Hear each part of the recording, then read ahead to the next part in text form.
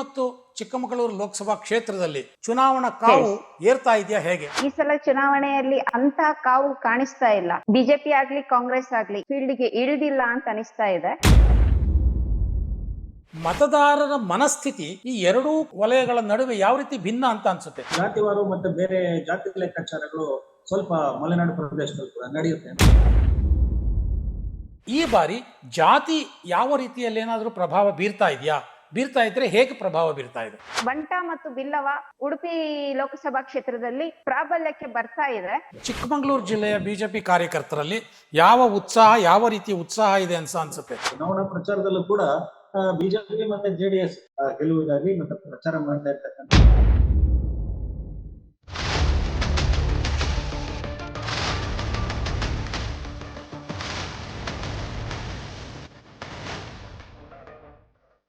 ಸ್ನೇಹಿತರೆ ನಮಸ್ಕಾರ, ನಾನು KVN ಸ್ವಾಮಿ.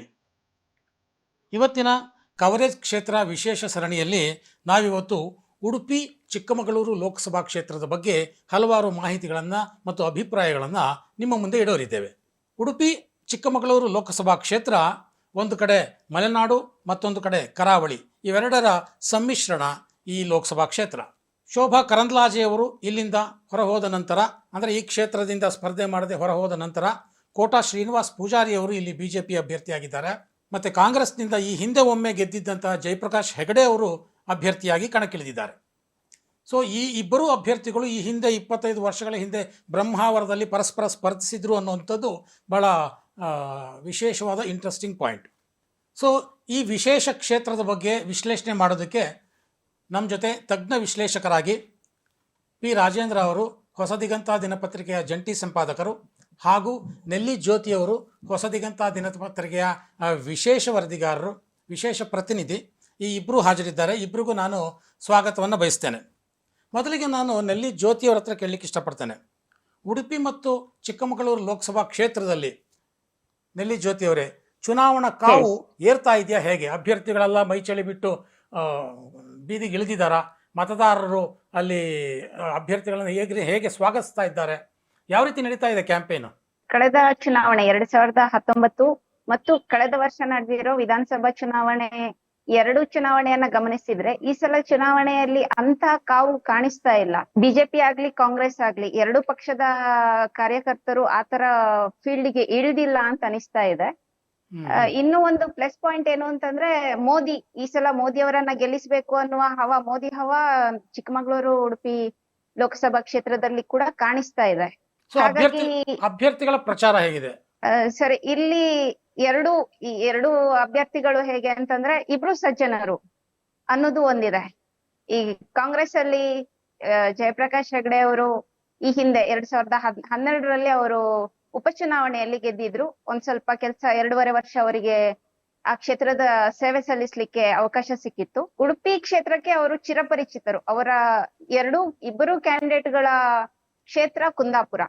ಸೊ ಈಗ ಅಲ್ಲಿರುವಂತದ್ದು ಏನು ಅಂದ್ರೆ, ಕುಂದಾಪುರ ಕ್ಷೇತ್ರ ಕೇಂದ್ರ ಬಿಂದು ಅಂತಾಗಿದೆ. ಉಡುಪಿ ಚಿಕ್ಕಮಗಳೂರು ಲೋಕಸಭಾ ಕ್ಷೇತ್ರದಲ್ಲಿ ಕುಂದಾಪುರ ವಿಧಾನಸಭಾ ಕ್ಷೇತ್ರ ಕೇಂದ್ರ ಬಿಂದು ಅನ್ನುವ ಹಾಗಿದೆ. ಇಬ್ಬರು ಅಭ್ಯರ್ಥಿಗಳ ಕ್ಷೇತ್ರ ಕುಂದಾಪುರ. ಆದ್ರೆ ಕೋಟಾ ಶ್ರೀನಿವಾಸ್ ಪೂಜಾರಿ ಅವರಿಗೆ ನೇರವಾಗಿ ಚಿಕ್ಕಮಗಳೂರು ಜಿಲ್ಲೆಯ ಜನರೊಟ್ಟಿಗೆ ನೇರ ಸಂಪರ್ಕ ಇಲ್ಲ ಅನ್ನೋದೊಂದು ಅವ್ರದ್ದು ಮೈನಸ್. ಆದ್ರೆ ಸರಳ ಸಜ್ಜನಕ್ಕೆ ವ್ಯಕ್ತಿ ಕೋಟಾ ಅನ್ನೋದು ಬಿಜೆಪಿಯ ಪ್ಲಸ್ ಪಾಯಿಂಟ್ ಅಂತ ಹೇಳ್ತಾ ಇದ್ದಾನೆ ಸರ್. ಒಂದು ಮಲೆನಾಡು, ಮತ್ತೊಂದು ಕರಾವಳಿ. ಸೊ ಈ ಎರಡೂ ಜನರ ಮನಸ್ಥಿತಿಗಳು ಸಾಮಾಜಿಕವಾಗಿ ಅಥವಾ ರಾಜಕೀಯವಾಗಿ ಬೇರೆ ಬೇರೆಯೇ ಆಗಿರ್ತದೆ ಸಹಜವಾಗಿ. ಕಳೆದ ಬಾರಿಯ ವಿಧಾನಸಭಾ ಚುನಾವಣೆಯಲ್ಲೂ ಸಹ ನಾವಿದನ್ನು ನೋಡಿದ್ದೇವೆ. ಅಲ್ಲಿನ ಜಾತಿ ಸಮೀಕರಣಗಳಿರ್ಬೋದು, ರಾಜಕೀಯ ಒಲವು ನಿಲುವುಗಳಿರ್ಬೋದು. ಕಳೆದ ವಿಧಾನಸಭಾ ಚುನಾವಣೆಯಲ್ಲೂ ಸಹ ಉಡುಪಿಯ ಎಲ್ಲ ಕ್ಷೇತ್ರಗಳನ್ನು ಬಿಜೆಪಿ ಗೆದ್ದುಕೊಂಡ್ರೆ ಚಿಕ್ಕಮಗಳೂರಿನ ಎಲ್ಲ ಕ್ಷೇತ್ರಗಳನ್ನು, ಅಂದರೆ ಈಗಿರುವಂಥ 4 ಕ್ಷೇತ್ರಗಳು ಈ ಲೋಕಸಭಾ ಕ್ಷೇತ್ರದ ವ್ಯಾಪ್ತಿಗೆ ಏನು ಬರುತ್ತೆ ಅವೆಲ್ಲವೂ ಕಾಂಗ್ರೆಸ್ ಗೆದ್ದುಕೊಂಡಿದೆ. ಹಾಗಾಗಿ ಮತದಾರರ ಮನಸ್ಥಿತಿ ಈ ಎರಡೂ ವಲಯಗಳ ನಡುವೆ ಯಾವ ರೀತಿ ಭಿನ್ನ ಅಂತ ಅನಿಸುತ್ತೆ? ಮಲೆನಾಡಿನ ಜನ ಯಾವ ರೀತಿ ಯೋಚನೆ ಮಾಡ್ತಾರೆ ಅಥವಾ ಕರಾವಳಿಯ ಜನ ಯಾವ ರೀತಿ ಯೋಚನೆ ಮಾಡ್ತಾರೆ ಈ ಬಾರಿಯ ಚುನಾವಣೆಗೆ ಸಂಬಂಧಪಟ್ಟ ಹಾಗೆ? ಮಲೆನಾಡು ಕರಾವಳಿ ಮತದಾರರು ಒಂದು ರೀತಿಯಾದಂತಹ ಒಂದು ರಾಷ್ಟ್ರೀಯತೆ ಮತ್ತು ರಾಷ್ಟ್ರೀಯ ಸಮಗ್ರತೆ ಮತ್ತು ಇಂಥ ವಿಚಾರಗಳಿಗೆ ಹೆಚ್ಚು ಒತ್ತು ಕೊಡುವಂತಹ ಒಂದು ಜನ ಅಂತ ನಾವು ಹೇಳ್ಬೋದು. ನೀವು ಚುನಾವಣೆಗಳ ಇತಿಹಾಸನೇ ತೆಗೆದುಕೊಂಡಾಗ ಕರಾವಳಿಯಿಂದ ಇದುವರೆಗೆ ಏನು ಲೋಕಸಭಾ ಚುನಾವಣೆ ಮತ್ತೆ ಬೇರೆ ಚುನಾವಣೆಗಳಾದಾಗ ಅದರ ಫಲಿತಾಂಶಗಳು ಕೂಡ ಹೆಚ್ಚಾಗಿ ಆ ರಾಷ್ಟ್ರೀಯ ವಿಷಯಗಳಿಗೆ ಹೆಚ್ಚು ಅವರು ಸ್ಪಂದಿಸ್ತಕ್ಕಂತ ಒಂದು ವಿಚಾರ, ರಾಷ್ಟ್ರೀಯ ವಿಚಾರಗಳಿಗೆ ಹೆಚ್ಚಿನ ಒಂದು ಒತ್ತು ಕೊಡ್ತಕ್ಕಂತ ಒಂದು ಇದು ನಮ್ಗೆ ಕಂಡು ಬರ್ತಾ ಇರ್ತಕ್ಕಂಥದ್ದನ್ನು ನಾವು ಸ್ಪಷ್ಟವಾಗಿ ಕಾಣಬಹುದು.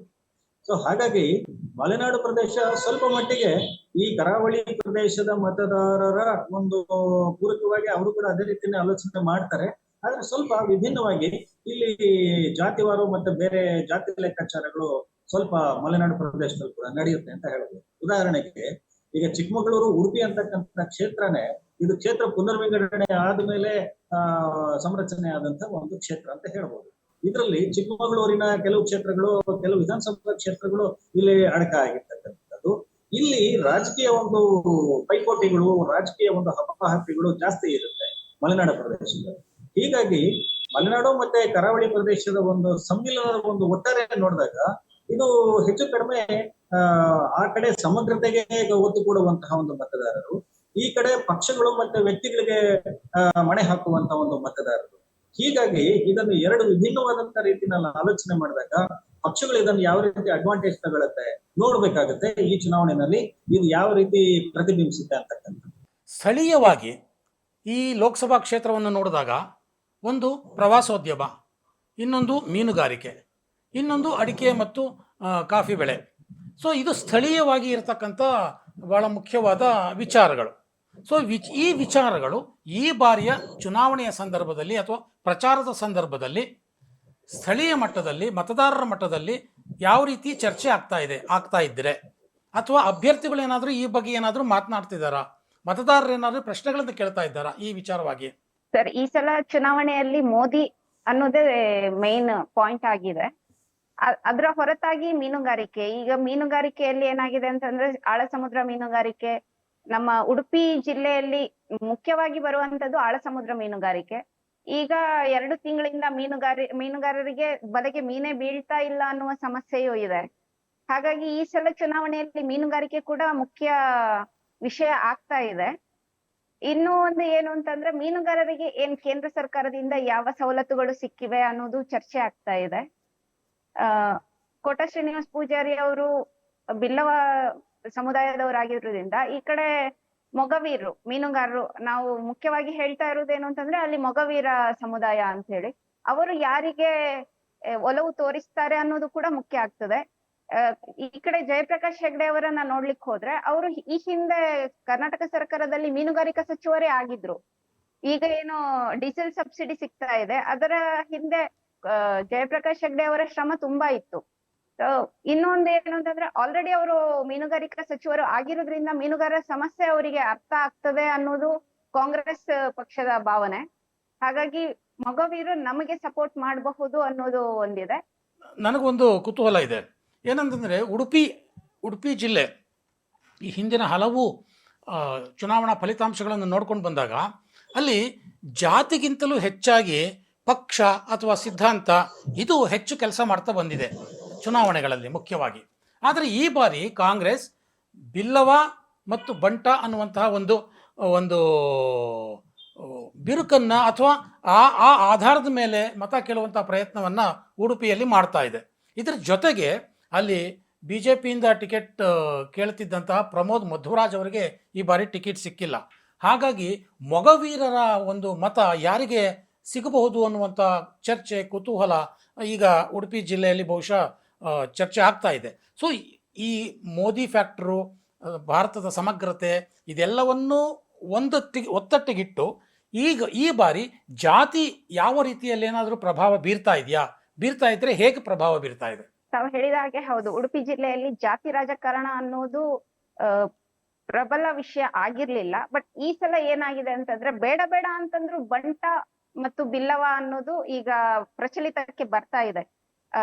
ನೆರೆಯ ಲೋಕಸಭಾ ಕ್ಷೇತ್ರ ಅಂತಂದ್ರೆ ದಕ್ಷಿಣ ಕನ್ನಡದಲ್ಲಿ ಸತ್ಯಜಿತ್ ಸತ್ಕಲಂತರವರು ಅವರು ಬಿಲ್ಲವ, ಈ ಸಲ ಏನೇ ಆಗ್ಲಿ ಬಿಲ್ಲವರಿಗೆ ಮತ ಕೊಡಿ, ಬಿಲ್ಲವ ಸಮುದಾಯ ಅಲ್ಲಿ ಪ್ರಬಲ ಜಾತಿ ಆಗಿರೋದ್ರಿಂದ ಅವರು ಬಿಲ್ಲವರಿಗೆ ಈ ಸಲ ತಮ್ಮ ಮತಗಳನ್ನ ನೀಡಿ ಅಂತ ಕರೆ ಕೊಟ್ಟಿದ್ದಾರೆ. ಈ ಹಿನ್ನೆಲೆಯಲ್ಲಿ ಏನಾಗಿದೆ ಅಂತಂದ್ರೆ ಬೇಡ ಬೇಡ ಅಂತಂದ್ರು ಬಂಟ ಮತದಾರರು ಒಗ್ಗಟ್ಟಾಗ್ತಾ ಇದ್ದಾರೆ. ಹೀಗಾಗಿ ಬಿಲ್ಲವರು ಕೂಡ ತಮ್ಮ ಮತಗಳನ್ನ ಕ್ರೋಢೀಕರಿಸುವ ಆ ರೀತಿಯಲ್ಲಿ ಒಟ್ಟಾಗ್ತಾ ಇದ್ದಾರೆ. ಹೀಗಾಗಿ ಬಂಟ ಮತ್ತು ಬಿಲ್ಲವ ಈಗ ಉಡುಪಿ ಲೋಕಸಭಾ ಕ್ಷೇತ್ರದಲ್ಲಿ ಮೊಗವೀರರ ಮತಗಳನ್ನ ಹಿಡಿದಿಡುವ ಪ್ರಯತ್ನವಾಗಿ ಬಿಜೆಪಿ ಅವರು ಏನ್ ಮಾಡಿದ್ದಾರೆ ಅಂತಂದ್ರೆ ಪ್ರಮೋದ್ ಮಧ್ವರಾಜ್ ಅವರನ್ನ ಚುನಾವಣಾ ಪ್ರಚಾರ ಸಮಿತಿಯಲ್ಲಿ ಮುಖ್ಯಸ್ಥರನ್ನಾಗಿ ಮಾಡಿದ್ದಾರೆ. ಹಾಗಾಗಿ ಪ್ರಮೋದ್ ಮಧ್ವರಾಜ್ ಅವರು ಯಾವುದೇ ಬೇಸರವನ್ನ ತೋರ್ಪಡಿಸದೆ ಬಿಜೆಪಿಯ ಎಲ್ಲಾ ಸಭೆಗಳಲ್ಲಿ ಸಂಘಟನೆ ಮಾಡುವಲ್ಲಿ ಮುಂದಾಳತ್ವ ವಹಿಸ್ತಾ ಇದ್ದಾರೆ. ಹಾಗೆ ಕಾಂಗ್ರೆಸ್ ಅನ್ನು ತೀರಾ ನೆಗ್ಲೆಕ್ಟ್ ಮಾಡುವ ಹಾಗೂ ಇಲ್ಲ. ನಾನು ಆಗ್ಲೇ ಹೇಳಿದ ಹಾಗೆ ಜಯಪ್ರಕಾಶ್ ಹೆಗ್ಡೆ ಅವರು ಕೂಡ ಮೀನುಗಾರಿಕಾ ಸಚಿವರಾಗಿದ್ರು, ಅವರೊಂದಷ್ಟು ಕೆಲಸಗಳನ್ನ ಮಾಡಿದ್ದಾರೆ. ಮತ್ತು ಕಾಂಗ್ರೆಸ್ ಅಲ್ಲಿ ಕೂಡ ಪ್ರಮೋದ್ ಮಧ್ವರಾಜ್ ಬಿಜೆಪಿಗೆ ಈಗ ಬಂದ್ರು ಕೂಡ ಈ ಹಿಂದೆ ಅವರು ಕಾಂಗ್ರೆಸ್ ಅಲ್ಲಿ ಇದ್ರು. ಕಾಂಗ್ರೆಸ್ ಅಲ್ಲಿ ಕೂಡ ಅವರ ಅಭಿಮಾನಿಗಳಿದ್ದಾರೆ. ರಾಜೇಂದ್ರ ಅವರೇ, ಉಡುಪಿ ಮತ್ತು ಚಿಕ್ಕಮಗಳೂರು ಲೋಕಸಭಾ ಕ್ಷೇತ್ರವನ್ನು ನೋಡಿದಾಗ ಜಾತಿ ಸಮೀಕರಣಗಳು ಅಥವಾ ಜಾತಿಗಳ ಪ್ರಭಾವ ಎರಡೂ ಜಿಲ್ಲೆಗಳಲ್ಲಿ ಬೇರೆ ಬೇರೆ ರೀತಿಯಾಗಿ ಕಾಣುತ್ತೆ. ಉಡುಪಿ ಜಿಲ್ಲೆಯಲ್ಲಿ ನಡೆಯುವಂಥ ಜಾತಿ ರಾಜಕಾರಣ ಇರ್ಬೋದು, ನಡೆಯುತ್ತೋ ಇಲ್ವೋ, ಅದನ್ನು ನಡೆದ್ರೆ ಎಷ್ಟು ನಡೆಯುತ್ತೆ ಅದು ಒಂದು ಪಾರ್ಟು. ಆದರೆ ಚಿಕ್ಕಮಗಳೂರಿನಲ್ಲೂ ಕೂಡ ಯಾವುದೋ ಒಂದು ಜಾತಿ ಬಹಳ ಪ್ರಾಬಲ್ಯ ಇದೆ ಅಂತಲೂ ಅಲ್ಲೂ ಹೇಳಲಿಕ್ಕಾಗೋದಿಲ್ಲ. ಯಾಕೆಂದರೆ ಒಕ್ಕಲಿಗರಿದ್ದಾರೆ, ವೀರಶೈವರಿದ್ದಾರೆ, ಕುರುಬರಿದ್ದಾರೆ, ಮುಸ್ಲಿಮರಿದ್ದಾರೆ. ಸೊ ಎಲ್ಲ ಜಾತಿಗಳ ಮಿಶ್ರಣ ಚಿಕ್ಕಮಗಳೂರು ಜಿಲ್ಲೆ. ಸೊ ಹಾಗಾಗಿ ಈ ಎರಡೂ ಕ್ಷೇತ್ರಗಳನ್ನು ನೋಡಿದಾಗ, ಎರಡು ಜಿಲ್ಲೆಗಳನ್ನು ನೋಡಿದಾಗ ಒಂದೇ ಕ್ಷೇತ್ರದಲ್ಲಿ, ಸೊ ಜಾತಿ ಸಮೀಕರಣಗಳು ಯಾವ ಪ್ರದೇಶದಲ್ಲಿ ಹೆಚ್ಚು ಕೆಲಸ ಮಾಡ್ತವೆ ಅಂತ ಅನ್ಸುತ್ತೆ? ಅದು ಚಿಕ್ಕಮಗಳೂರಿನಲ್ಲಿ ಏನು ಕೆಲವು ಸೂಕ್ಷ್ಮವಾದಂತಹ ಕೆಲವು ಪ್ರದೇಶಗಳಿವೆ. ಮತ್ತೆ ಚಿಕ್ಕಮಗಳೂರಿನ ಪ್ಲಾಂಟೇಶನ್ಸ್ ಅಲ್ಲಿ ಮತ್ತೆ ಬೇರೆ ಬೇರೆ ಕಡೆ ಕೆಲಸ ಮಾಡುವಂತ ಕಾರ್ಮಿಕರೇನಿದ್ದಾರೆ, ಮತ್ತೆ ಬೇರೆ ಅನ್ಯ ಏನು ಹಿಂದೂಯೇತರ ಮತಗಳು ಯಾವ ರೀತಿಯಲ್ಲಿ ಸ್ಪ್ರೆಡ್ ಆಗಿದೆ, ಅವರ ಒಂದು ತೀರ್ಮಾನ ಮತ್ತು ಅವರ ಮೇಲೆ ಪ್ರಭಾವ ಬೀರುವಂತಹ ಪಕ್ಷಗಳ ಮತ್ತು ನಾಯಕರ ಒಂದು ಇದರ ಮೇಲೆ ತೀರ್ಮಾನ ಆಗುತ್ತೆ. ನಾವು ನೋಡಿದ್ದೇವೆ ಉಡುಪಿ ಚಿಕ್ಕಮಗಳೂರು ಅಂತ ಹೇಳಿದಾಗ ಚಿಕ್ಕಮಗಳೂರು ಒಂದು ಧಾರ್ಮಿಕವಾಗಿ ಒಂದು ಬಹಳ ಸೂಕ್ಷ್ಮವಾದಂತಹ ಒಂದು ಕ್ಷೇತ್ರ ಅಂತ ನಾವು ಹೇಳಬೇಕಾಗತ್ತೆ. ಹೀಗಾಗಿ ಕೆಲವು ಧಾರ್ಮಿಕ ಭಾವನಾತ್ಮಕ ವಿಚಾರಗಳಲ್ಲಿ ಈಗ ಮೇಲಿಂದ ಮೇಲೆ ಇಲ್ಲಿ ಎರಡು ವರ್ಗಗಳ ನಡುವೆ, ಎರಡು ಗುಂಪುಗಳ ನಡುವೆ ಹಾಗಾಗಿ ಜಿದ್ದಾಜಿದ್ದಿ ಮತ್ತೆ ದ್ವೇಷಗಳು ಅದು ಸ್ಫೋಟ ಆಗ್ತಾ ಇರುತ್ತೆ. ಈ ಭಾವನಾತ್ಮಕ ವಿಚಾರಗಳು ಕೂಡ ಪಕ್ಷಗಳಿಗೆ ಒಂದು ರಾಜಕೀಯ ಅಸ್ತ್ರ ಮತ್ತೆ ಮತಗಳಿಸುವಂತಹ ಒಂದು ಆಗಬಹುದು. ಹಾಗೇನೆ ನೀವು ಬೆಳವಣಿಗೆ ದೃಷ್ಟಿಯಿಂದ ನೋಡಿದಾಗ ಈಗ ಮೊಗವೀರರ ಸಮಸ್ಯೆಗಳಿದೆ, ಮತ್ತೆ ಮೀನುಗಾರರ ಒಂದು ಜ್ವಲಂತವಾದಂತಹ ಸಮಸ್ಯೆಗಳಿದೆ. ಇದನ್ನು ಪರಿಹಾರ ಮಾಡ್ತಕ್ಕಂಥ ನಿಟ್ಟಿನಲ್ಲಿ ಕೆಲವು ಪಕ್ಷಗಳವರ ಅಜೆಂಡಾ ಮತ್ತೆ ಪ್ರಣಾಳಿಕೆಯನ್ನು ರೂಪಿಸ್ಕೊಂಡಿದ್ದಾರೆ, ನಿಜ. ಹೀಗಾಗಿ ಇಲ್ಲಿನ ಒಂದು ಸಮಸ್ಯೆಗಳಿಗೆ ಸ್ಪಂದಿಸಿ ಅದನ್ನು ಅಡ್ರೆಸ್ ಮಾಡುವಂತಹ ಒಂದು ರಾಜಕೀಯ ಪಕ್ಷಗಳು ಈಗ ಸ್ವಲ್ಪ ಎಚ್ಚೆತ್ತುಕೊಳ್ತಾ ಇದೆ. ಪ್ರವಾಸೋದ್ಯಮ ಬಹಳ ಮುಖ್ಯ ಚಿಕ್ಕಮಗಳೂರು ಜಿಲ್ಲೆಗೆ. ಹಾಗೇನೆ ಉಡುಪಿ ಅಂತ ಹೇಳಿದಾಗ ಅದು ಪ್ರವಾಸೋದ್ಯಮ ಮತ್ತೆ ಬೇರೆ ಮೀನುಗಾರಿಕೆ ಒಂದು ವಿಚಾರಕ್ಕೂ ಕೂಡ ಬರುತ್ತೆ. ಹೀಗಾಗಿ ಇಲ್ಲಿ ಸಂಕೀರ್ಣವಾದಂತಹ ವಿಚಾರಗಳಿದೆ. ಉಡುಪಿ ಚಿಕ್ಕಮಗಳೂರು ಕೇವಲ ಒಂದು ಬೇರೆ ಬಯಲುಸೀಮೆಯಲ್ಲಿ ಇರತಕ್ಕಂತ ಸಮಸ್ಯೆಗಳು ನಮಗೆ ಉಡುಪಿ ಚಿಕ್ಕಮಗಳೂರು ಕ್ಷೇತ್ರದಲ್ಲಿ ನಾವು ಅದನ್ನ ಕಂಪೇರ್ ಮಾಡಲಿಕ್ಕೆ ಬರೋದಿಲ್ಲ. ಸೊ ಹೀಗಾಗಿ ಇಲ್ಲಿನ ಲೀಡರ್ಶಿಪ್ ಕೂಡ ಹೌದು, ಚಿಕ್ಕಮಗಳೂರು ಜಿಲ್ಲೆಯಲ್ಲಿ ಇರ್ತಕ್ಕಂಥ ಒಂದು ನಾಯಕತ್ವದ ಪ್ರಶ್ನೆಗಳು ಕೂಡ ಬರುತ್ತೆ. ನಾಯಕತ್ವ ಅದು ಈಗ ಉದಾಹರಣೆಗೆ ನಾವು ಬಿಜೆಪಿ ವಿಚಾರ ತಗೊಂಡಾಗ ಬಿಜೆಪಿಯ ಒಂದು ನಾಯಕತ್ವದ ಒಂದು ಪ್ರಶ್ನೆ, ಮತ್ತೆ ಜೆಡಿಎಸ್ ಅಂತ ಹೇಳಿದಾಗ ಹಳೆ ಚಿಕ್ಕಮಗಳೂರಿನಲ್ಲಿ ಜನತಾ ದಳದ ಬೇರುಗಳು ಅಲ್ಲಿ ಇತ್ತು, ಈಗ ಅಲ್ಲಿ ಸ್ವಲ್ಪ ಸಡಿಲಗೊಂಡಿದೆ. ಆದ್ರೆ ಒಕ್ಕಲಿಗರು ಸ್ವಲ್ಪ ಪ್ರಮಾಣದಲ್ಲಿ ಕೆಲವು ವಿಧಾನಸಭಾ ಕ್ಷೇತ್ರಗಳಲ್ಲಿ ಪ್ರಬಲರಾಗಿದ್ದಾರೆ. ಹಾಗೇನೆ ಕಾಂಗ್ರೆಸ್ ಒರಿಜಿನಲ್ ಆಗಿರ್ತಕ್ಕಂಥ ಒಂದು ಇದೇನಿದೆ, ಅವರು ಈ ಸೆಣಸಾಟಗಳಲ್ಲೇ ಇದ್ದಾರೆ. ಈಗಲೂ ಕೂಡ ನಾವು ಅದನ್ನು ವಿಶ್ಲೇಷಣೆ ಮಾಡಿದಾಗ ಉಡುಪಿ ಚಿಕ್ಕಮಗಳೂರು ಬದಲಾದ ರಾಜಕೀಯ ಪರಿಸ್ಥಿತಿಯಲ್ಲಿ ಏನು NDA ಗ್ರೂಪ್ ಅಥವಾ ಬಿಜೆಪಿ ಮತ್ತೆ ಜನತಾದಳದ ಒಂದು ಪರವಾಗಿ ಒಂದು ವೋಟ್ ಮಾಡಿ ಬಂದಿರತಕ್ಕಂಥ ಕ್ಷೇತ್ರನೇ. ಮತ್ತೆ ಇಲ್ಲಿ ಕ್ಷೇತ್ರದ ಅಭ್ಯರ್ಥಿಗಳು ಕೂಡ ಹೌದು, ಕ್ಷೇತ್ರದ ಅಭ್ಯರ್ಥಿಗಳು ಒಂದು ವ್ಯಕ್ತಿತ್ವ ಕೂಡ ಚುನಾವಣೆಗಳ ಮೇಲೆ ಪ್ರಭಾವ ಬೀರುತ್ತೆ ಅಂತ ನಾವು ಹೇಳ್ಬೇಕಾಗುತ್ತೆ. ಈಗ JDS ಮತ್ತು BJP ಮೈತ್ರಿ ಮಾಡಿಕೊಂಡು ಈಗ ಚುನಾವಣೆಗೆ ಇಳಿದಿದೆ.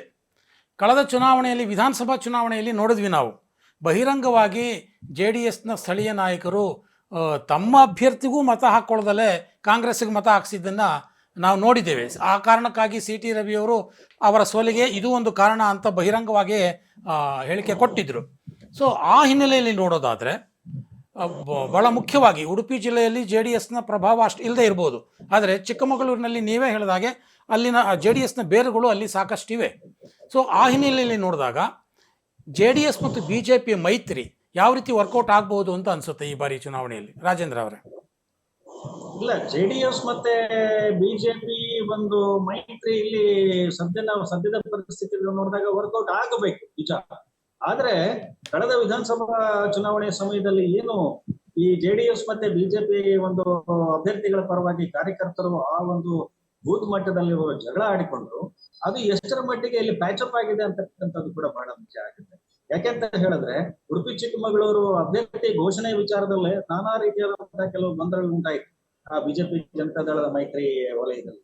ಹೀಗಾಗಿ ಬೇರು ಮಟ್ಟದಲ್ಲಿ ಅಥವಾ ಬೂತ್ ಮಟ್ಟದಲ್ಲಿ ಸ್ಥಳೀಯ ಮಟ್ಟದಲ್ಲಿ ಜನತಾದಳದ ಒಂದು ಅಸಮಾಧಾನಗಳು ಮತ್ತೆ ಅವರು ಬಿಜೆಪಿ ನಾಯಕರಿಗೆ ಬಿಜೆಪಿ ಅಭ್ಯರ್ಥಿಗೆ ಬೆಂಬಲ ಮಾಡುವಂತಹ ರೀತಿಯಲ್ಲಿ ಇದು ಅಸಮಾಧಾನಗಳು ಶಮನ ಆಗಿದ್ರೆ ಖಂಡಿತವಾಗ್ಲೂ ಕೂಡ ಕಾಂಗ್ರೆಸ್ ಪಕ್ಷದ ಅಭ್ಯರ್ಥಿಗೆ ಇದು ಒಂದು ದೊಡ್ಡ ಸವಾಲಾಗುತ್ತೆ. ನಾನು ಆಗ್ಲೇ ಹೇಳಿದೆ, ಉಡುಪಿ ಮತ್ತು ಚಿಕ್ಕಮಗಳೂರು ಕ್ಷೇತ್ರದ ಒಂದು ಭಾವನೆ ಮತ್ತೆ ಮತದಾರರ ಒಂದು ಮನೋಧೋರಣೆ ಅಂತ ನಾವು ನೋಡಿದಾಗ ಸೈಕಲಾಜಿಕಲ್ ಫ್ಯಾಕ್ಟರ್ ಆಗಿ ಇದನ್ನು ನೋಡಿದಾಗ ಯಾವಾಗಲೂ ಕೂಡ ಅವರು ಹೆಚ್ಚಿನ ಒಂದು ಒಲವು ತೋರತಕ್ಕಂಥದ್ದು, ಹೆಚ್ಚಿನ ಒಂದು ಬೆಂಬಲ ಕೊಡ್ತಕ್ಕಂಥದ್ದು ರಾಷ್ಟ್ರೀಯತೆ ಮತ್ತು ಸಮಗ್ರತೆ ಮತ್ತು ನಾಯಕತ್ವದ ಪ್ರಶ್ನೆ ಬಂದಾಗ ಅವರು ರಾಷ್ಟ್ರೀಯತೆ ಮತ್ತು ಸಮಗ್ರತೆಗೆ ಹೆಚ್ಚಿನದಂತಹ ಒಂದು ಒತ್ತನ್ನು ಕೊಟ್ಟಿರತಕ್ಕಂಥದ್ದನ್ನು ನಮ್ಮ ಕಳೆದ ಚುನಾವಣೆಗಳ ಫಲಿತಾಂಶ ಕಂಡು ಬರುತ್ತೆ ಅಂತಕ್ಕಂಥದ್ದು. ಒಟ್ಟಾರೆ ಹೇಳೋದಾದ್ರೆ ಜೆಡಿಎಸ್ ಮತ್ತೆ ಬಿಜೆಪಿಯ ಒಂದು ಮೈತ್ರಿ ಏನಿದೆ ಇದು ಸ್ಥಳೀಯ ಮಟ್ಟದಲ್ಲಿ ಅವರ ಎಲ್ಲಾ ಅಸಮಾಧಾನಗಳು ಅತೃಪ್ತಿಗಳು ಒಂದಾಗಿ ನಮಗೆ ನರೇಂದ್ರ ಮೋದಿ ನಾಯಕತ್ವವೇ ಮುಖ್ಯ ಅಂತಕ್ಕಂಥ ಒಂದು ವಿಚಾರ ಏನಾದ್ರು ಮತದಾರರಲ್ಲಿ ಗಟ್ಟಿಯಾಗಿ ನಿಂತರೆ ಇದು ಖಂಡಿತವಾಗಲೂ ಕೂಡ ಕಾಂಗ್ರೆಸ್ ಪಕ್ಷದ ಅಭ್ಯರ್ಥಿಯ ಗೆಲುವಿಗೆ ಎಲ್ಲೋ ಒಂದು ಕಡೆ ಒಂದು ಸವಾಲಾಗ್ತಕ್ಕಂಥ ವಿಚಾರ ಅಂತ ನಾವು ಹೇಳ್ಬೇಕಾಗುತ್ತೆ. ಚುನಾವಣೆ ಘೋಷಣೆಗೂ ಮುಂಚೆ ಇಲ್ಲಿ ಗೋ ಬ್ಯಾಕ್ ಶೋಭಾ ಕರಂದ್ಲಾಜೆ ಒಂದು ಅಭಿಯಾನವನ್ನು ಭಾಳಷ್ಟು ಸುದ್ದಿ ಮಾಡಲಾಯಿತು. ಭಾಳಷ್ಟು ಸಾಮಾಜಿಕ ಜಾಲತಾಣಗಳಲ್ಲೂ ಅದು ಸುದ್ದಿ ಆಯಿತು. ಆ ನಂತರ ಶೋಭಾ ಕರಂದ್ಲಾಜೆ ಅವರಿಗೆ ಇಲ್ಲಿ ಟಿಕೆಟ್ ಸಿಗೋದಿಲ್ಲ ಅಂತ ಖಾಯಂ ಆಯಿತು. ಅದಾದ ಮೇಲೆ ಇಲ್ಲಿ ಸಿ ಟಿ ರವಿ ಅವರು ಟಿಕೆಟ್ ಆಕಾಂಕ್ಷಿಯಾಗಿದ್ದರು.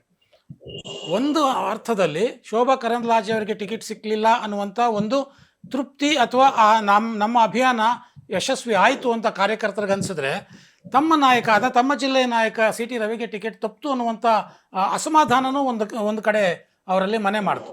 ಈ ಹಿನ್ನೆಲೆಯಲ್ಲಿ ನೋಡಿದಾಗ ಪರ್ಟಿಕ್ಯುಲರ್ಲಿ ಚಿಕ್ಕಮಗಳೂರು ಜಿಲ್ಲೆಯ ಬಿಜೆಪಿ ಕಾರ್ಯಕರ್ತರಲ್ಲಿ ಯಾವ ರೀತಿ ಉತ್ಸಾಹ ಇದೆ ಅನ್ಸುತ್ತೆ ರಾಜೇಂದ್ರ ಅವರು? ಇಲ್ಲ, ಒಂದು ಚಿಕ್ಕಮಗಳೂರಿನಲ್ಲಿ ಈಗ ಇರ್ತಕ್ಕಂಥ ಪರಿಸ್ಥಿತಿ ನೋಡಿದಾಗ ಇತ್ತು, ಸಿ ಟಿ ರವಿ ಅವರಿಗೆ ನಮ್ಮ ನಾಯಕನಿಗೆ ಟಿಕೆಟ್ ಸಿಗ್ಲಿಲ್ಲ ಅಂತಕ್ಕಂಥ ಅಸಮಾಧಾನ ತೃಪ್ತಿ ಬಿಜೆಪಿ ಕಾರ್ಯಕರ್ತರ ಮಟ್ಟದಲ್ಲಿ ಇದು ನಿಜ. ಆದ್ರೆ ತದನಂತರದ ದಿನಗಳಲ್ಲಿ ಏನು ಇದಾಯ್ತು, ಟಿಕೆಟ್ ಅನೌನ್ಸ್ ಆದ್ಮೇಲೆ ಅಲ್ಲಿ ಸಿ ಟಿ ರವಿ ಅಂತವರಿಗೆ ಟಿಕೆಟ್ ಸಿಗ್ಲಿಲ್ಲ ಅನ್ನೋದಾದ್ಮೇಲೆ ಬಿಜೆಪಿ ರಾಜ್ಯ ನಾಯಕರಾಗಿದ್ದಾರೆ, ವಿಜಯೇಂದ್ರ ಇರ್ಬೋದು, ಯಡಿಯೂರಪ್ಪ ಇರ್ಬೋದು, ಮತ್ತೆ ಇವರೆಲ್ಲರೂ ಕೂಡ ನಾಯಕರು ಅಲ್ಲೆಲ್ಲ ಹೋಗಿ ಆ ಒಂದು ಅಸಮಾಧಾನ ಮತ್ತೆ ಅತೃಪ್ತಿಯನ್ನು ಎಲ್ಲೋ ಒಂದು ಕಡೆ ಒಂದು ಮಟ್ಟದಲ್ಲಿ ಅವರನ್ನು ಸಮಾಧಾನ ಮಾಡಿ ಬಂದಿದ್ದಾರೆ.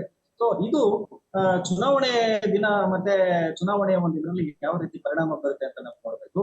ಮತ್ತೆ ಚುನಾವಣಾ ಪ್ರಚಾರವೂ ಕೂಡ ಅಷ್ಟೇ. ಈಗ ಚುನಾವಣಾ ಪ್ರಚಾರದಲ್ಲೂ ಕೂಡ ಬಿಜೆಪಿ ಮತ್ತೆ ಜೆಡಿಎಸ್ ಜನತಾದಳದ ಅಭ್ಯರ್ಥಿಗಳು ಬಿಜೆಪಿ ಮೈತ್ರಿ ಅಭ್ಯರ್ಥಿ ಒಂದು ಪರವಾಗಿ ಮತ್ತೆ ಬಿಜೆಪಿ ನಾಯಕರು ಕೂಡ ಮೈತ್ರಿ ಅಭ್ಯರ್ಥಿಯ ಗೆಲುವಿಗಾಗಿ ಮತ್ತೆ ಪ್ರಚಾರ ಮಾಡ್ತಾ ಇರ್ತಕ್ಕಂಥ ಒಂದು ಚಿತ್ರಣವನ್ನು ನಾವು ಇವತ್ತು ಚಿಕ್ಕಮಗಳೂರು ಲೋಕಸಭಾ ಕ್ಷೇತ್ರದ ಅಲ್ಲಲ್ಲಿ ನಾವು ನೋಡ್ಬೋದಕ್ಕಂತ ಒಂದು ಚಿತ್ರಣ ಆಗಿದೆ. ಸೊ ಚಿಕ್ಕಮಗಳೂರು ಜಿಲ್ಲೆ ಅಂತ ಬಂದಾಗ ಈ ಇಬ್ಬರು ಅಭ್ಯರ್ಥಿಗಳು ಹೊರಗಿನವರೇ. ಸೊ ಅಂದರೆ ಇಬ್ಬರು ಉಡುಪಿಯವರು. ಸೊ ಉಡುಪಿಯವರಿಗೆ ಏನೋ ಅನ್ನಿಸ್ಲಿಕ್ಕಿಲ್ಲ, ಯಾರಿಗಾದರೂ ಮತ ಹಾಕಲಿಕ್ಕೆ ಇವರು ನಮ್ಮವರಪ್ಪ ಅಂತ ಅನಿಸುತ್ತೆ. ಆದರೆ ಚಿಕ್ಕಮಗಳೂರು ಜಿಲ್ಲೆಯ ಜನಕ್ಕೆ, ಅಲ್ಲಿನ 4 ವಿಧಾನಸಭಾ ಕ್ಷೇತ್ರಗಳ ಜನರಿಗೆ ಇವರು ಹೊರಗಿನವರು ಅನ್ನುವಂಥ ಭಾವನೆ ಬರುತ್ತೆ ಸಹಜವಾಗಿ. ಈ ಹೊರಗಿನವರು ಅನ್ನುವಂಥ ಭಾವನೆ ಸ್ಥಳೀಯ ಮಟ್ಟದಲ್ಲಿ ಮತದಾರರ ಮಟ್ಟದಲ್ಲಿ ಯಾವ ರೀತಿ ಈಗ ಪ್ರಭಾವ ಬೀರುತ್ತೆ, ಒಂದು ವೇಳೆ ಬೀರೋದಾದ್ರೆ?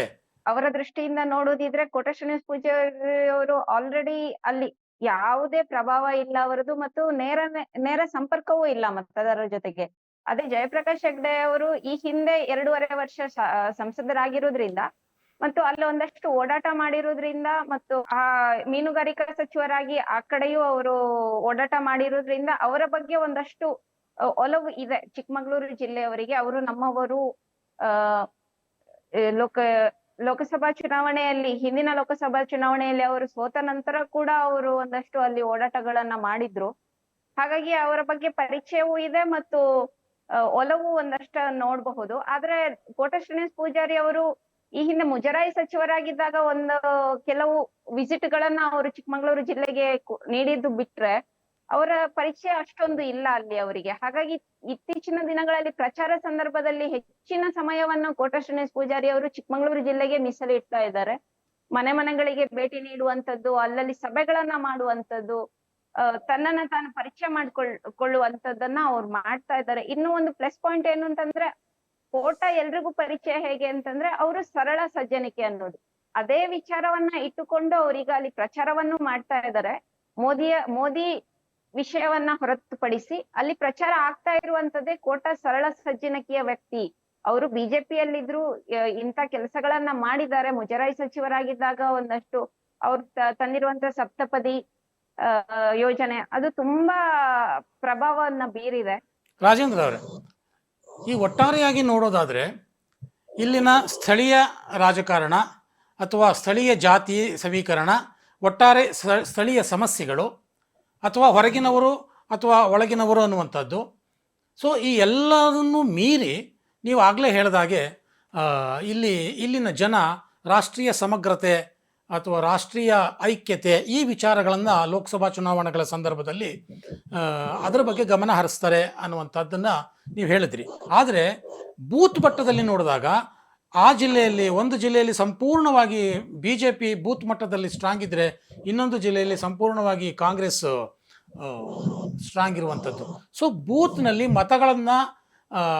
ಮತದಾರನ ಕರ್ಕೊಂಬಂದು ಮತಗಟ್ಟೆಗೆ ಕರ್ಕೊಂಬಂದು ಹಾಕ್ಸೋದ್ರಲ್ಲಿ ಯಾವ ರೀತಿಯ ಒಂದು ಶ್ರಮ ಬೇಕು ಅಂತ ಅನ್ಸುತ್ತೆ ಎರಡೂ ಪಕ್ಷಗಳಲ್ಲಿ? ಚುನಾವಣೆ ಅಂತ ಹೇಳಿದ್ರೆ ಚುನಾವಣೆಯ ಒಂದು ತಂತ್ರಗಳೇ ಅದು ಬಿಜೆಪಿ ಜನತಾದಳ ಇರ್ಬೋದು, ಕಾಂಗ್ರೆಸ್ ಇರ್ಬೋದು. ಯಾಕೆಂತ ಹೇಳಿದ್ರೆ ಚುನಾವಣಾ ತಂತ್ರಗಳು ಚುನಾವಣೆಯಿಂದ ಚುನಾವಣೆಗೆ ಬದಲಾಗುತ್ತೆ. ಚುನಾವಣೆಯ ಒಂದು ವಿಚಾರಗಳು, ದೃಷ್ಟಿಕೋನಗಳು ಕೂಡ ಬದಲಾಗುತ್ತೆ. ಉದಾಹರಣೆಗೆ 1978ನೇ ಇಸ್ವಿಯಲ್ಲಿ ಏನು ಇಂದಿರಾ ಗಾಂಧಿ ಸೋತಾಗ ಅಲ್ಲಿ ಮತ್ತೆ ಅವರನ್ನು ಇದೇ ಕ್ಷೇತ್ರದಿಂದ ಗೆದ್ದು ಪಾರ್ಲಿಮೆಂಟ್ ಕಳಿಸ್ಬೇಕು ಅಂತಕ್ಕಂಥ ಒಂದು ಪರಿಸ್ಥಿತಿ ಇವತ್ತಿದೆಯಾ, ಇದು ಪ್ರಶ್ನೆ. ಹೀಗಾಗಿ ಬದಲಾದ ರಾಜಕೀಯ ಪರಿಸ್ಥಿತಿಗಳಲ್ಲಿ ಮತ್ತೆ ಬದಲಾದ ಒಂದು ಸನ್ನಿವೇಶಗಳಲ್ಲಿ ಮತ್ತೆ ಮತದಾರರು ಮತ್ತೆ ಮತದಾರರ ಮೇಲೆ ಪರಿಣಾಮ ಬೀರುವಂತಹ ಒಂದು ರಾಜಕೀಯ ಪಕ್ಷಗಳ ಒಂದು ದೃಷ್ಟಿಕೋನಗಳು ಮತ್ತೆ ಕಾರ್ಯತಂತ್ರಗಳು ಇವತ್ತು ಬದಲಾವಣೆ ಆಗಿದೆ ಅಂತ ನಾವು ಅರ್ಥ ಮಾಡ್ಕೋಬೇಕಾಗುತ್ತೆ. ಯಾಕೆಂತ ಹೇಳಿದ್ರೆ ಬೂತ್ ಮಟ್ಟದಲ್ಲಿ ನಿಮ್ಗೆ 8 ವಿಧಾನಸಭಾ ಕ್ಷೇತ್ರದಲ್ಲಿ ಮತಗಳು ಬರ್ಬೇಕಾದ್ರೆ ಅದು ಆಟೋಮೆಟಿಕ್ ಆಗಿ ಬರೋದಿಲ್ಲ. ಅದು ಕಾಂಗ್ರೆಸ್ ಇರ್ಬೋದು ಅಥವಾ ಮೈತ್ರಿ ಕ್ಯಾಂಡಿಡೇಟ್ ಇರ್ಬೋದು. ಇದರಲ್ಲಿ ರಣತಂತ್ರಗಳಿವೆ, ಮತ್ತೆ ಬೇಕಾದಂತಹ ರೀತಿಯಲ್ಲಿ ಕಸರತ್ತುಗಳಿವೆ, ಅವು ಏಣಿ ಆಟಗಳಿವೆ, ರಾಜಕೀಯ ಇದೆ, ರಾಜಕೀಯ ಮೇಲಾಟಗಳಿವೆ. ಶಮನಗಳನ್ನು ಯಾರ್ಯಾರಿಗೆ ಅಸಮಾಧಾನ ಆಗಿದೆ ಅವರನ್ನು ಸಮಾಧಾನ ಮಾಡುವಂತಹ ಒಂದು ಶಕ್ತಿ ಇವತ್ತು ರಾಜಕೀಯ ಪಕ್ಷಗಳ ನಾಯಕರಲ್ಲಿದೆ ಅಂತ. ಯಾಕೆಂತ ಹೇಳಿದ್ರೆ ಕೋಟ ಶ್ರೀನಿವಾಸ ಪೂಜಾರಿ ಅವರು ಸಜ್ಜನ ವ್ಯಕ್ತಿ, ಜಯಪ್ರಕಾಶ್ ಹೆಗಡೆ ಅವರು ಆ ಕ್ಷೇತ್ರವನ್ನು ಅರಿತಂತಹ ಒಬ್ಬ ಅನುಭವಿ ರಾಜಕಾರಣಿ, ಮತ್ತೆ ನೇರ ಚುನಾವಣೆಯಲ್ಲಿ ನಿಂತು ಗೆದ್ದು ಬಂದಂತಹ ಒಬ್ಬ ನಾಯಕ. ಇವೆರಡರ ನಡುವೆ ನಾವು ನೋಡಿದಾಗ ಇಲ್ಲಿ ಯಾರ ಮೇಲುಗೈ ಆಗುತ್ತೆ ಅಂತ ಹೇಳಿದಾಗ ಪಕ್ಷಗಳು ಏನಿದೆ ಇಲ್ಲಿ, ರಾಷ್ಟ್ರೀಯ ಪಕ್ಷಗಳ ಒಂದು ಇಮೇಜ್ ಇರ್ಬೋದು, ರಾಷ್ಟ್ರೀಯ ನಾಯಕರ ಒಂದು ಪ್ರಭಾವ ಇರ್ಬೋದು, ಮತ್ತೆ ಬೂತ್ ಮಟ್ಟದಲ್ಲಿ ಕೆಲಸ ಮಾಡುವಂತಹ ರಾಷ್ಟ್ರೀಯ ನಾಯಕರ, ರಾಜ್ಯ ಮಟ್ಟದ ನಾಯಕರ ತಂತ್ರಗಳು ಇರಬಹುದು. ಇವೆಲ್ಲವೂ ಕೂಡ ಎರಡೂ ಪಕ್ಷಗಳ ನಾಯಕರಿಗೆ ಒಂದು ಬಲ ಅಂತ ಹೇಳ್ಬೇಕಾಗುತ್ತೆ. ಅವರು ಇಂಡಿಪೆಂಡೆಂಟ್ ಕ್ಯಾಂಡಿಡೇಟ್ಸ್ ಅಲ್ಲ. ಹೀಗಾಗಿ ಈ ಒಂದು ಚುನಾವಣೆಯಲ್ಲಿ ನಾವು ಬೂತ್ ಮಟ್ಟದಲ್ಲಿ ಇವರೆಲ್ಲಾ ತಂತ್ರಗಳು, ಅದು ಬಿಜೆಪಿ ಜೆಡಿಎಸ್ ಮೈತ್ರಿಯ ತಂತ್ರಗಳು ಇದುವರೆಗೆ ಏನು ವರ್ಕೌಟ್ ಆಗಿದೆ ಅಥವಾ ಕೆಲಸ ಆಗ್ತಾ ಇದೆ, ಮತ್ತೆ ಕಾಂಗ್ರೆಸ್ಸಿನ ಒಂದು ಆರ್ಗನೈಸ್ಡ್ ವೇ ಆಫ್ ಅಪ್ರೋಚ್ ಏನಿದೆ, ಇವೆಲ್ಲವೂ ಕೂಡ ಬರೋ ವಾರ ಏನು ಶುಕ್ರವಾರ ಇದೆಯಲ್ಲ ಆವತ್ತು ಇದು ಯಾವ ರೀತಿ ಪರಿಣಾಮ ಬೀರುತ್ತೆ ಅಂತಕ್ಕಂಥದ್ದು ನಾವು ನೋಡ್ಬೇಕಾಗುತ್ತೆ. ಚಿಕ್ಕಮಗಳೂರು, ಉಡುಪಿ ಲೋಕಸಭಾ ಕ್ಷೇತ್ರದ ಪರ್ಸೆಂಟೇಜ್ ಆಫ್ ಪೋಲಿಂಗ್ ತಗೊಂಡಾಗ ಕಡಿಮೆ ಇಲ್ಲ. ಅಲ್ಲಿನ ಮತದಾರರು ಪ್ರತಿ ಸಾರಿನೂ ಕೂಡ 65-70% ವರೆಗೂ ವೋಟ್ ಮಾಡಿದ್ದಾರೆ. ಅಲ್ಲಿನ ಒಂದು ಮತದಾರರ ಒಂದು ಪ್ರಜ್ಞಾವಂತಿಕೆ ಕೂಡ ನಮಗೆ ತೋರಿಸುತ್ತೆ. ಹೀಗಾಗಿ whether all these strategies will convert as votes, that is the question. ಅದನ್ನು ನಾವು ಕಾದು ನೋಡಬೇಕಾಗುತ್ತೆ. ಅದಕ್ಕೆ 26ನೇ ತಾರೀಕಿಗೆ ನಮ್ಮ ಸಮಾಧಾನ ಅಂತ ಅನ್ಸುತ್ತೆ. ಥ್ಯಾಂಕ್ ಯು ರಾಜೇಂದ್ರ ಅವರ, ಥ್ಯಾಂಕ್ ಯು ನೆಲ್ಲಿ ಜ್ಯೋತಿ. ವೀಕ್ಷಕರೇ, ಉಡುಪಿ ಮತ್ತು ಚಿಕ್ಕಮಗಳೂರು ಲೋಕಸಭಾ ಕ್ಷೇತ್ರದ ವಿಶ್ಲೇಷಣೆಯನ್ನು ನೋಡಿದ್ವಿ. ಮಲೆನಾಡು ಮತ್ತು ಕರಾವಳಿ ಭಾಗದ ಜನ ಯಾವ ರೀತಿ ಬೇರೆ ಬೇರೆ ರೀತಿಯಾಗಿ ಯೋಚನೆ ಮಾಡಿದರೂ ಕೂಡ ಲೋಕಸಭಾ ಕ್ಷೇತ್ರ, ಲೋಕಸಭಾ ಚುನಾವಣೆ ಅಂತ ಬಂದಾಗ ಯಾವ ರೀತಿ ಅವರ ಮನಸ್ಥಿತಿ ಕೆಲಸ ಮಾಡುತ್ತೆ ಅನ್ನುವಂಥದ್ದನ್ನು ನಮ್ಮ ವಿಶ್ಲೇಷಣಕಾರರು ಹೇಳಿದರು. ಮುಂದಿನ ಕವರೇಜ್ ಕ್ಷೇತ್ರದ ಮುಂದಿನ ಲೋಕಸಭಾ ಕ್ಷೇತ್ರದೊಂದಿಗೆ ಮತ್ತೆ ನಿಮ್ಮೊಂದಿಗೆ ಬರ್ತೀನಿ. ನಮಸ್ಕಾರ.